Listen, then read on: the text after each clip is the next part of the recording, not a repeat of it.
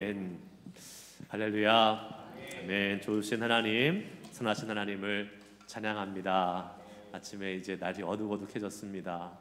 운전하고 오시는데 쉽지 않으실 텐데 그래도 좀 한 2, 3주 있으면 또 이 데일라이트 세이빙이 없어지니까 지금이 이제 8시가 되는 거잖아요.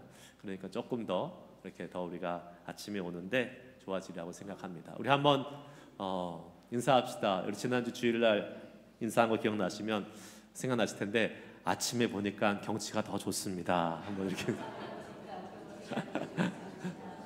아침에 보니까 경치가 더 좋습니다. 무슨 말인지 주일날 못 오신 분은 모르실 거고, 네. 아침에 되니까 상쾌하고 저는 아침에 올 때마다 이 정말 새로운 이 공기, 또 상쾌한 아침을 새로운 아침을 허락해 주신 하나님께 너무 감사하게 됩니다.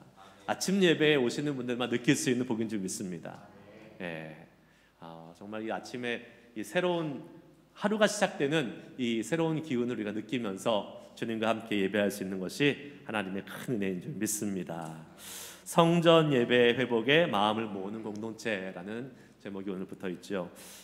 성전에 중심을 두고 성전을 정말 소중히 여기면서 이제 영적인 재건을 하려는 유다 백성들의 모습을 우리가 오늘 본문을 통해서 살펴보게 됩니다.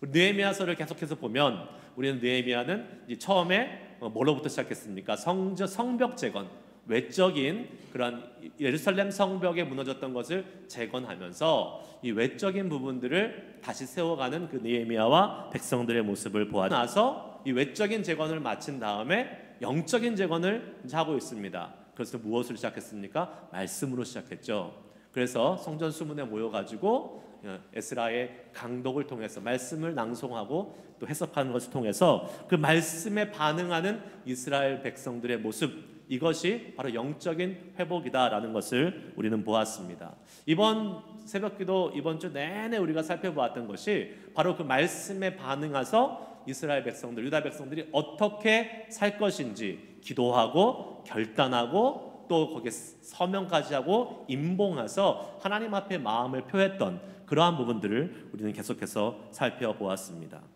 그러니까 단순히 그냥 잘해봐야지, 그냥 열심히 해야지 이게 아니라 그들은 실제적으로 무엇을 어떻게 할지를 구체적으로 기록하면서 마음의 결단을 해 나가는 것을 보게 됩니다. 어제 새벽기도 본문 말씀을 여러분 기억하신다면 어저께 그들이 결단한 내용들이 두 가지가 있었습니다. 하나는 자기의 자식들을 이방 민족들과 결혼시키지 않을 것이다.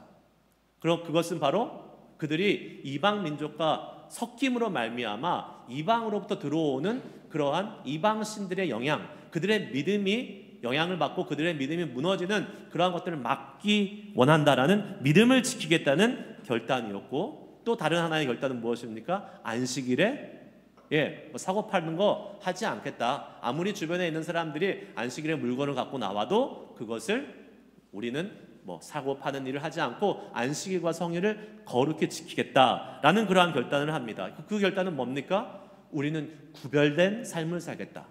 세상으로부터 구별된 민족으로서의 삶을 살겠다라는 그러한 결단이었죠. 그러니까 구체적인 결단과 또 구체적인 실천을 해 나가려고 하는 이들의 마음에 의지가 있었다라는 것입니다. 오늘 이어지는 내용은 성전에 관한 내용입니다.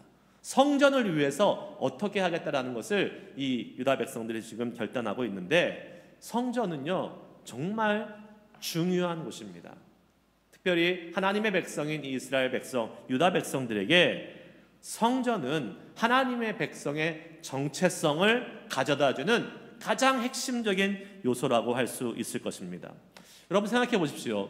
하나님이 이스라엘 백성들을 애굽 땅에서 종살이하던 애굽 땅에서 이제 출애굽시켜서 광야로 이끌어내십니다. 왜 이끌어내셨습니까? 하나님을 예배하는 하나님의 백성을 만들기 위해서 하나님께서 이들을 이끌어낸다고 말씀하셨습니다. 그러면서 이들에게 광야에서부터 처음부터 주신 한 가지 아주 소중하고 중요한 것이 있는데, 그것이 무엇이냐면 성막입니다.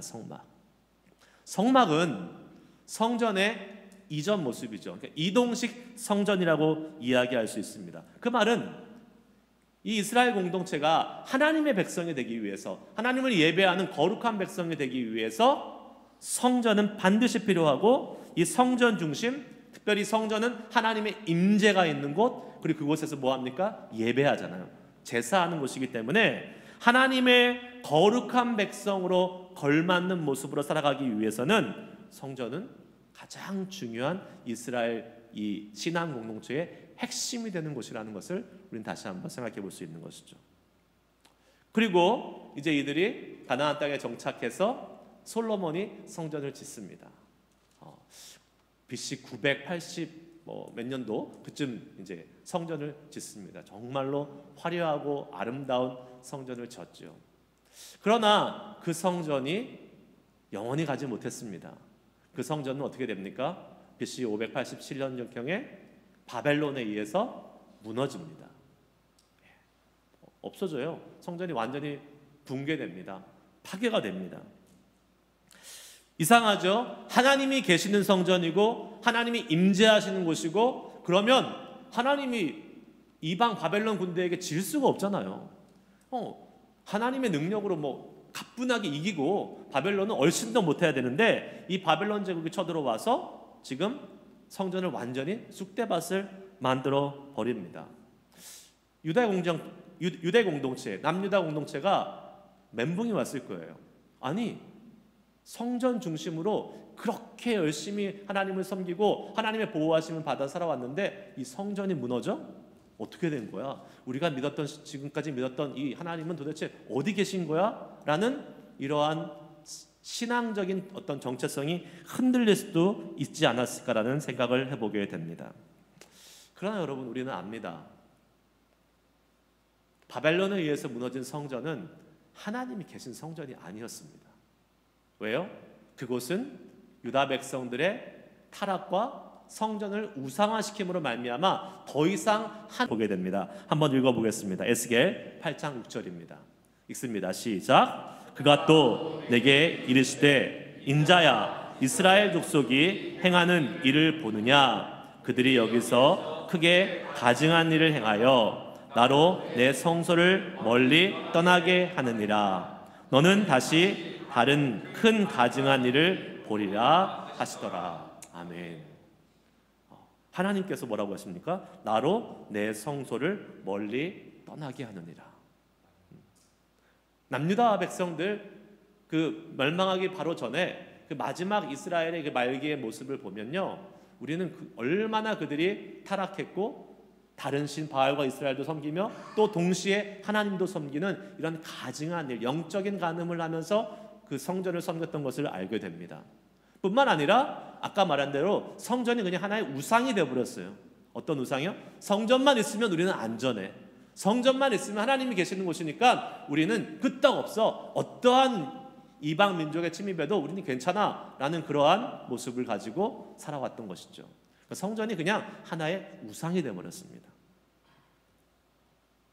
하나님이 계신 성전이 이방인에게 짓밟힌 것이 아니고 하나님이 계시지 않는 그냥 우상이 돼버린 성전 건물이 돼버린 것이죠. 하나님이 그것을 버리셨기 때문에. 그래서 이방 군대에 무너질 수밖에 없었던 것입니다. 하나님이 계시지 않는 성전은 그냥 건물일 뿐입니다. 여러분, 우리도 이것을 명심해야 돼요. 주님의 임재가 없다면 그것은 더 이상 온전한 성전, 온전한 교회, 온전한 믿음의 공동체의 모임이 될 수 없다라는 것이죠. 아무리 화려한 예배당을 갖고 있어도, 아무리 멋지고 아무리 좋은 시설을 갖고 있다 할지라도 그곳에 하나님의 임재가 없으면 그것은 그냥 빌딩, 건물로 그치고 마는 것입니다. 지금 여러분, 우리가 잘 알고 뉴스에도 많이 나오지만 미국 땅에 아니면 유럽 땅에 있는 그 수많은 교회들이 지금 어떻게 바뀌고 있습니까? 식당이나 카페나 심지어 술집이나 나이트클럽 이런 걸로 바뀌었다는 뉴스를 우리는 많이 듣습니다. 왜 그렇습니까? 그것이 더 이상 교회가 아닙니까? 교회 건물은 맞죠. 그러나 하나님의 임재가 없고 예배가 없고 그곳에 신앙의 공동체의 모임이 없어진 그러한 모습은 더 이상 교회, 더 이상 영적인 의미의 성전이 될 수 없다라는 사실을 우리에게 너무나 자세히 보여주고 있는 것입니다. 얼마나 안타까운 일이에요, 여러분.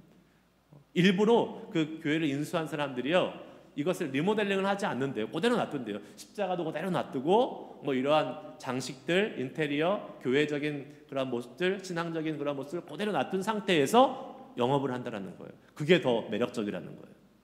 그러나 그것이 얼마나 하나님 앞에는 모독적이고 또 우리에게는 수치스러운 일입니까? 우리가 정말 영적으로 깨어있고 긴장하지 않으면 그러한 일들이 우리 시대, 아니 우리 시대 이미 벌어지고 있고 우리 자녀들 시대에는 더 많이 벌어질 수 있다는 이러한 생각 우리 놓치지 말아야 됩니다. 주님 앞에서 깨어서 하나님을 온전히 예배하는 교회들로 우리는 세워져 가야 될 줄 믿습니다. 네. 하나님의 임재가 있어야 진정한 교회가 되는 것입니다.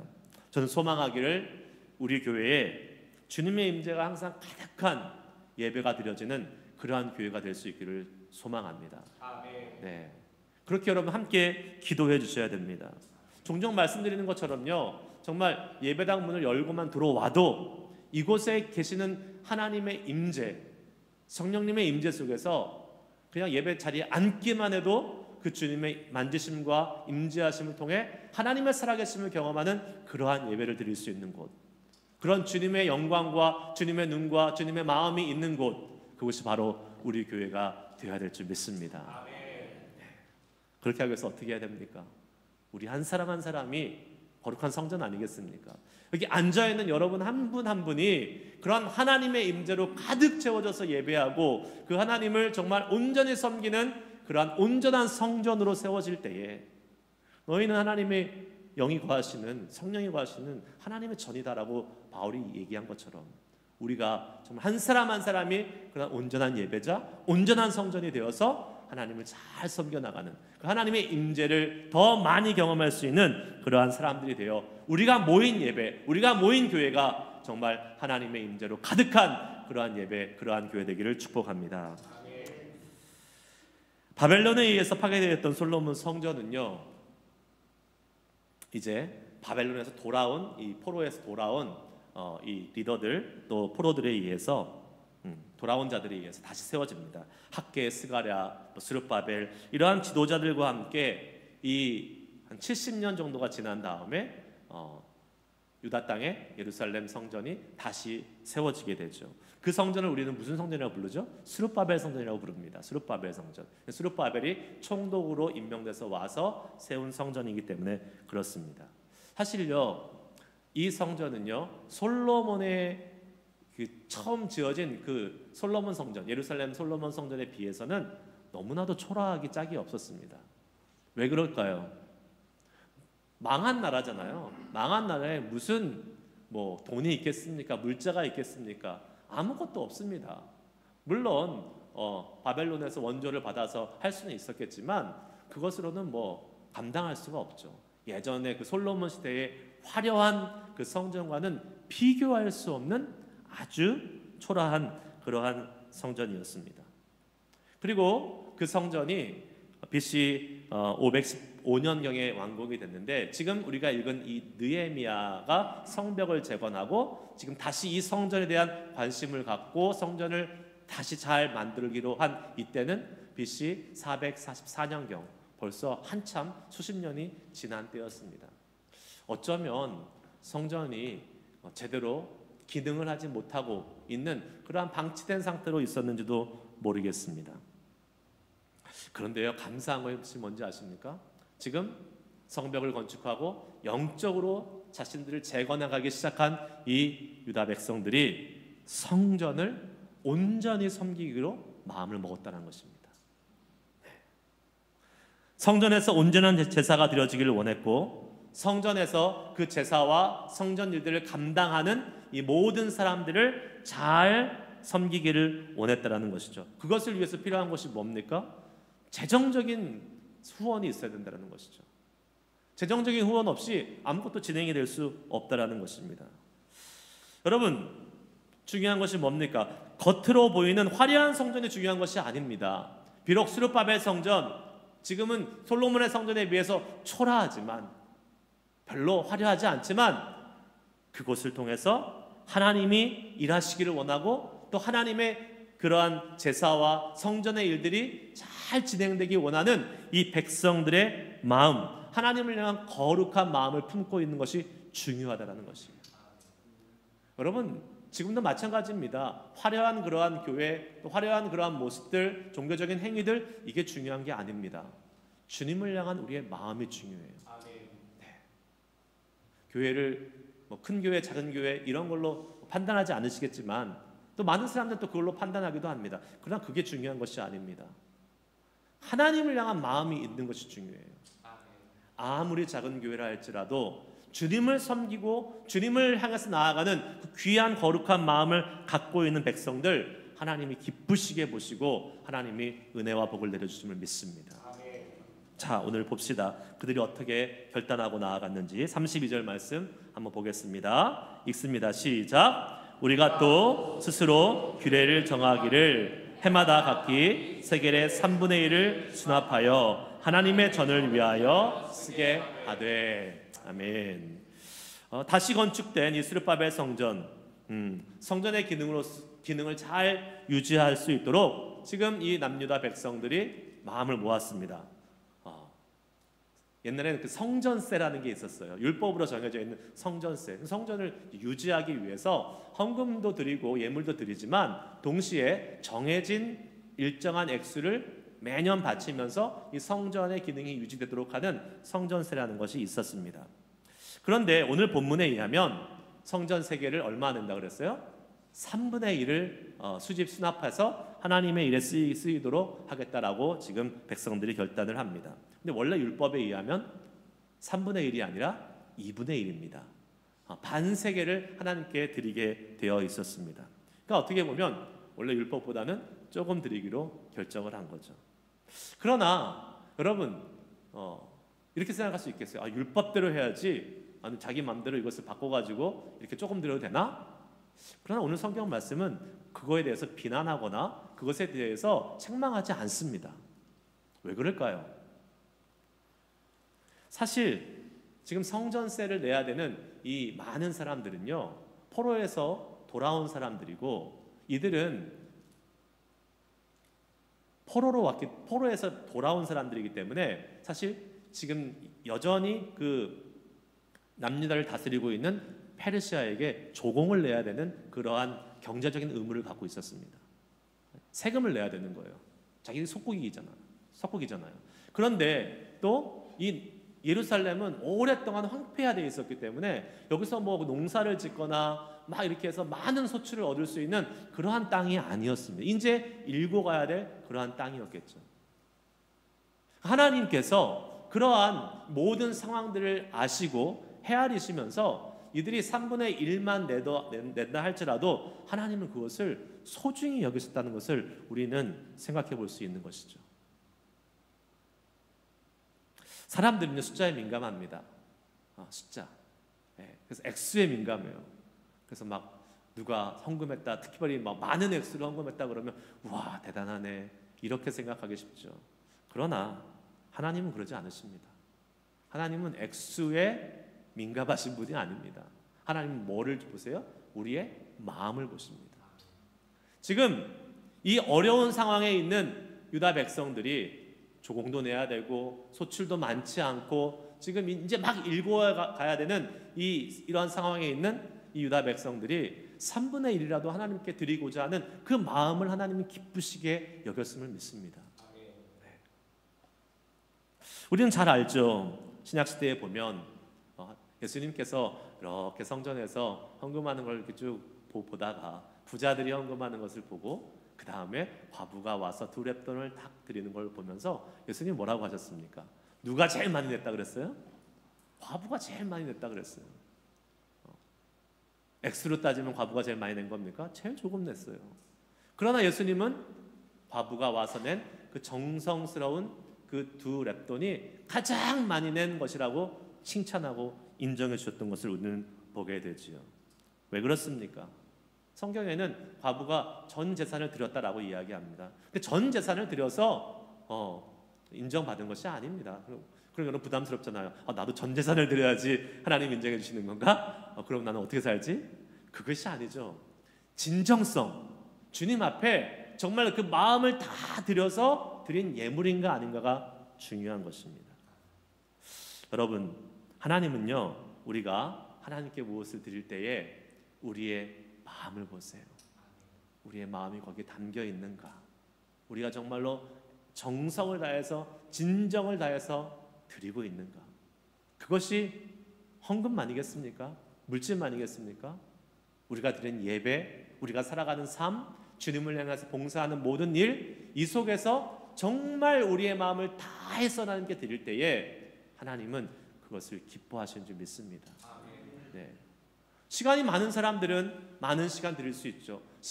물질이 많은 사람들은 많은 것을 드릴 수 있습니다. 하지만 거기에 마음이 없다면, 주님을 향한 진정한 마음이 없다면 하나님은 그것을 기쁘게 받지 않으십니다. 작은 시간이지만, 적은 물질이지만 하나님을 향한 우리의 온 마음을 들여서 주님 앞에 드리며 나아갈 때에 하나님은 그것을 기쁘게 여기시고 너가 가장 많은 것을 드렸다, 우리에게 칭찬해 주시는 좋으신 하나님인 줄 믿습니다. 35절 말씀 읽어보겠습니다. 시작. 해마다 우리 토지 소산의 만물과 각종 과목의 첫 열매를 여호와의 전에 드리기로 하였고. 아멘. 그 성전세를 정한 이후에 또한 이들은 처음 것을 하나님께 드리기로 결단을 하는 것을 보게 됩니다. 처음 난 것, 곡식이나 열매뿐 아니라 35절에서 곡식 열매 나오지만 뒤에 보면 가축이나 또 심지어 자신들의 자녀들까지도 처음 난 것은 하나님께 드리기로 했습니다. 여러분, 처음 난 것을 하나님께 드리는 것이 왜 중요합니까? 처음 것 소중하잖아요. 처음 것은 의미가 있잖아요. 뭐든지. 그래서요, 여러분, 우리 한국 그 전통이 있잖아요. 첫 월급 타면 어떻게 해야 됩니까? 하나님께 드려요? 아니, 그냥 세상에서 전통. 첫 월급 타면 어떻게 해요? 부모님께 속옷 사드리고 부모님께 먼저 드리는 거잖아요. 왜요? 의미가 있으니까. 이것은 귀하고 소중한 것이기 때문에. 그래서 첫 것을 드린다는 것은 하나님께 나의 가장 소중한 것을 드린다는 것이고요. 결국은 나의 가장 소중한 것을 드린다는 것은 뭡니까? 나의 전부를 드린다는 것이에요. 상징적으로 우리가 하나님께 나의 첫 것을 주님께 드린다는 것은, 여러분, 우리도 그냥 생각할 때 누가 쓰다가 이렇게 쓰다가 필요 없는 거 주는 거 하고, 처음 걸로 아주 새 거 사가지고 주는 거 하고, 음식도 줄 때 먹다가 남은 거 이렇게 남은 거 가져와서 먹어 이렇게 하는 것보다 너를 위해서 만들어서 새 거야 이렇게 주는 거 하고 완전히 다르지 않습니까? 먹다가 쓰다가 가져온 거 내가 거지야?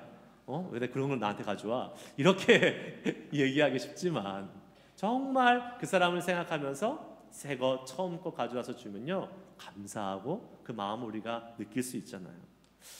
하나님께 우리가 드릴 때요, 그러한 마음으로 드리라는 것입니다. 처음 것, 새 것, 소중한 것 하나님께 드리면서 그것을 통해서 주님의 일이 진행되고 주님의 성전이 세워지기를 소망하는 그러한 마음으로 드렸다라는 것이죠. 제가 말씀드리잖아요, 종종 쓰던 거 교회 가져오지 마시라고. 예. 물론 여러분은 이거 쓸만한데, 아직까지 얼마든지 쓸만한데 라는 마음으로 가지고 오시지만 제가 볼 때는 못 쓰는 게 더 많습니다. 가져오지 말라는 게 아니라 그만큼 우리가 하나님께 좋은 것, 또 선한 것, 또 새 것, 이거 드리는 이 마음을 갖자라는 거예요. 물론 여러분 여전히 쓸만한 거 있으면 가져오십시오. 필요한 것을 나눠주고 또 교회에 필요한 것을 쓰면 됩니다. 하지만 우리의 중심이 뭐라고요? 하나님께 가장 좋은 것을 드리고자 하는 마음이 있어야 된다는 것이죠. 37절 읽어보겠습니다. 읽습니다. 시작. 또 우리 산물의 11조를 레위 사람들에게 주리라 하였나니 이 레위 사람들은 우리 모든 성읍에서 산물의 11조를 받는 자임이며. 아멘. 이들은 또 11조의 규례도 지키기로 맹세하고 결단하고 있습니다. 11조는 레위 사람들에 대한 이들의 생계를 유지할 수 있도록 돕는 그러한 재정적인 수단이었습니다. 왜 그렇습니까? 이스라엘 모든 지파 사람들은 땅을 기업으로 받았죠. 땅에서 곡식을 얻고 소출을 얻어서 그것을 가지고 살아갈 수 있는 생계의 유업으로 삼을 수 있었지만 레위 사람들은 하나님께서 땅을 주시지 않았습니다. 너희들은 성전을 책임지고 성전이 너의 기업이 되어서 성전을 통해서 살으라고 말씀해 주셨기 때문입니다. 결국은 하나님께서 이스라엘 모든 족속들, 모든 그 지파들에게 각 지파에게 해당된 땅을 통해서 얻은 소산을 성전에 11조를 드림으로 말미암아 또 성전에서의 그 기업을 감당하고 있는 레위인들을 책임질 것을 율법으로 명해 주셨습니다. 첫열매와 마찬가지로요, 여러분 11조도 믿음이 있어야 드릴 수 있는 것입니다. 우리의 소유, 우리가 가진 재산, 우리가 가진 재정이 하나님의 것이다라는 믿음이 있을 때 드릴 수 있는 거예요. 그거 없으면 절대 못 드리는 것이죠. 교회 나올 때 11조 때문에 힘들어하시는 분들 계시잖아요. 그래서 교회에서 11조 얘기하는 것이 사실은 되게 조심스럽고 또 강단에서 잘 하지 않는 이야기 중에 하나입니다. 그러나 하나님이 정하신 법칙이고 하나님의 말씀이고 11조를 통해서 하나님이 우리에게 주시는 복이 있다고 성경은 분명히 말씀하고 있습니다. 무엇입니까? 우리의 재정이 하나님의 것입니다. 나의 모든 것이 하나님의 것이라는 것을 인정하면 내가 나의 것을 책임지고 내가 나의 것을 매니지하는 것이 아니라 하나님이 나의 재정과 나의 삶과 나의 모든 것을 매니지해 주시고 책임져 주시는 분이라는 것을 우리는 경험하게 되는 것이죠. 요새 이런 말씀들 많이 하더라고요. 11조는 구약의 율법이야. 신약은 11조에 대해서 이야기한 적이 없잖아. 우리는 신약 세대에 살고 있으니까 11조는 안 해도 됩니다. 이러한 이제 말들을 하시는 분이 있고 이것을 또 아멘으로 받고 곧바로 실천하시는 분들이 종종 있는 것 같습니다. 아니에요. 그렇지 않습니다. 여러분, 왜 그렇습니까? 돌아가신 팀 켈러 목사님이요 11조에 대해서 이렇게 설명해 주셨는데 아주 동감이 많이 됐어요. 제가 한번 읽어드릴 테니까 한번 들어보십시오. 신약에 11조 규정이 명확히 나와 있지 않는 이유를 말씀드리지요. 생각해 보십시오. 우리가 받은 하나님의 계시와 진리와 은혜가 구약의 신자들보다 많습니까? 적습니까? 우리가 그들보다 은혜의 빛을 더 줬습니까? 덜 줬습니까? 예수님은 우리를 구원하시려고 자신의 목숨과 피를 10분의 1만 주셨습니까? 다 주셨습니까? 기독교 신자에게 11조란 최소한의 기준입니다. 구약의 신자는 하나님이 그들을 구원하려고 행하신 일들을 우리보다 훨씬 적게 경험했습니다. 그런 그들보다 우리가 주님께 드리는 이 예물의 비율이 낮아서는 결코 안 될 것입니다. 팀 켈러 목사님이 이렇게 정의해 주신 것을 볼 수 있습니다. 저는 여러분께 묻고 싶습니다. 어떤 분들은요 이렇게 얘기해요. 목사님 그러면 11조는 넷으로 해야 돼요? 그로스로 해야 돼요? 이렇게 물어봅니다. 무슨 말인지 아세요? 텍스 전후로 해야 돼요? 텍스 후로 해야 돼요? 이 미국은 워낙 텍스를 많이 떼가니까 그 말은 뭐예요? 텍스 후로 하고 싶다는 얘기잖아요. 넷으로 하고 싶다는 이야기잖아요. 목사님 제발 넷이라고 얘기해 주세요. 성경에 안 나와 있습니다. 어떻게 해야 될지 안 나와 있어요. 그거는 여러분의 신앙이에요. 네. 중요한 것은 뭡니까? 율법의 11조가 아니라 은혜의 11조를 해야 된다는 것이죠. 네. 나의 신앙과 하나님이 주시는 그 은혜에 감사해서 드리는 11조가 정말 하나님이 기뻐하시는 11조예요. 네. 넷 그로스 따지면서 하는 11조가 중요한 것이 아니라 내 마음에 은혜가 되고 내 마음에 감사가 돼서 그 하나님의 은혜에 감사하는 마음으로 드리는 11조, 그것은 넷이 됐던 그로스가 됐던 하나님 기뻐하시는 것을 믿습니다.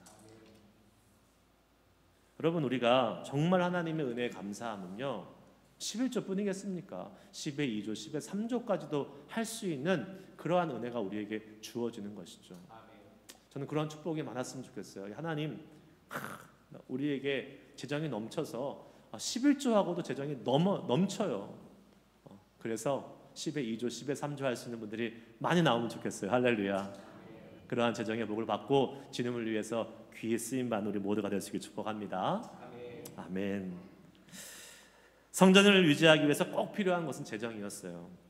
성전을 사랑하는 것이요 하나님을 사랑하는 것이라면 성전을 유지하기 위해서 필요한 재정을 드리는 것은 하나님을 사랑하는데 반드시 필요한 것이었습니다. 여러분, 오늘 우리 이 하나님의 말씀을 통해서 정말 성전을 소중히 여기고 또 그것을 위해 제물로 헌신했던 유다 백성들의 모습을 보면서 우리의 모습들을 한번 보기를 소망합니다. 여러분에게 있어서 물론 신약 시대의 이 교회가 구약 시대의 성전과 똑같은 개념이라고는 볼 수 없습니다. 그나마 그래도 성전의 모습과 가장 유사한 그리고 비슷한 모습을 찾자면 신약 시대의 교회를 찾을 수 있겠죠. 교회를 통해서 영적인 성전들이 세워져 가기 때문에 그렇습니다. 여러분, 이 교회를 세우기 위해서 여러분은 어떻게 헌신하고 계십니까? 물질로, 봉사로, 수고와 헌신과 애씀으로, 기도와 말씀으로 여러분, 우리는 어떻게 주님께 나아가고 있습니까? 성전이 성전되기 위해서 하나님의 임재가 가득한 성전다운 성전의 기능을 하기 위해서 우리가 감당해야 될 일이 무엇이 있을지 한번 생각해 봅시다. 어떤 분은요, 오셔서 몸으로 애쓰는 분도 계시고요. 어떤 분은 정말로 기도하면서 영적으로 힘쓰는 분도 계시고, 어떤 분은 물질을 드리면서 교회를 세워가시는 분도 계시고, 그런데 이 모든 주님의 교회를 세워가고 이 영적인 성전을 세워가는 데 있어서 가장 중요한 것이 뭔지 아십니까? 바로 은혜입니다. 은혜로 해야지 이것이 가능해요. 지금 유다 백성들이요, 누가 시켜서 했습니까? 아니요, 스스로 하나님의 은혜에 감사하고 또 하나님의 교회를 성전을 세우고 가고자 하는 그 마음을 가지고 스스로 나와서 지금 하고 있는 것이에요. 은혜가 있었다라는 거지. 은혜가 있을 때에 주님께 먼저 하고 싶고 먼저 드리고 싶고 주님의 교회가 세워지고 싶은 그러한 마음들이 있는 것 아니겠습니까? 저는 오늘 이 아침에 기도할 때에 그러한 하나님의 은혜가 저와 여러분 또 그리고 우리 교회에 가득할 수 있기를 소망합니다. 그래서 주의 몸된 교회가 정말 하나님의 임재가 가득한 성전다운 성전으로 계속 세워져 가고 또 우리의 이 헌신을 통해서 하나님은 기뻐하시고 또 이 헌신을 통해 하나님은 우리에게 복을 주시는 이러한 영적인 놀라운 은혜들을 경험할 수 있는 우리들 되기를 소망하며 기도하는 시간 되기를 간절히 축복합니다. 우리 교회의 은혜가 가득하여 주님의 교회를 세워가는데 필요한 봉사자, 물질, 이러한 모든 것들이 충족하게 채워지는 그러한 은혜의 교회 되기를 소망하며 시간 기도하며 나아갈 수 있기를 간절히 소망합니다. 기도하시겠습니다. 우리 찬양 한번 부르시고 한번 기도하실 때에 하나님, 이 자리가 하나님을 예배하는 자리, 하나님이 기뻐하시는 자리, 우리 모두가 다 주님께 헌신하며 봉사하며 우리의 맡겨진 사명을 감당하면서 주의 교회를 세워가는데 힘쓰는 교회 될 수 있도록 주님 우리 교회를 이끌어 주시옵소서. 특별히 하나님의 임재가 가득한 곳으로 주님 이끌어 주시고 이를 위하여 우리에게 맡겨진 사명들 잘 감당하는 우리 성도들로 하나님 아버지 저희들을 이끌어 주시기를 소망합니다. 이 마음 가지고 이 찬양하고 함께 오늘 말씀에 반응하며 기도하도록 하겠습니다.